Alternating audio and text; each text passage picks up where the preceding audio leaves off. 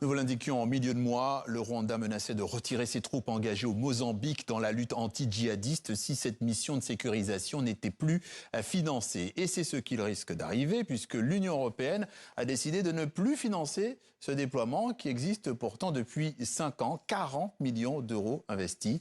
Alors pourquoi cette décision des 27 ? La réponse, c'est avec Paul Germain, notre correspondant TV5 Monde à Bruxelles. Regardez.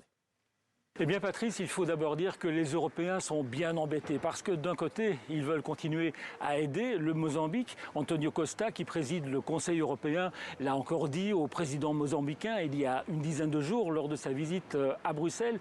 Mais certains pays comme la Suède, l'Allemagne, la Belgique estiment qu'il n'est pas possible de continuer à financer la mission rwandaise tant que Kigali continue à soutenir la rébellion dans l'est de la République démocratique du Congo. Le problème, c'est que le Mozambique a vraiment besoin de l'armée rwandaise pour sécuriser un territoire dans le nord du pays où sont déployés les djihadistes et Kigali menace de se retirer du Mozambique si l'Europe coupe son robinet d'aide financière. Alors, que va faire le Rwanda? En coulisses à Bruxelles, on rappelle d'abord que le financement européen ne dépasse pas 10% du budget de la mission rwandaise. Et puis, on veut faire le pari que le Rwanda, qui a beaucoup investi économiquement dans le Mozambique, n'aura pas intérêt à se retirer. Mais évidemment, ça reste un pari. Alors, est-ce que la bonne solution, ce ne serait pas de professionnaliser l'armée mozambicaine? C'est l'option que défendent certains pays comme le Portugal.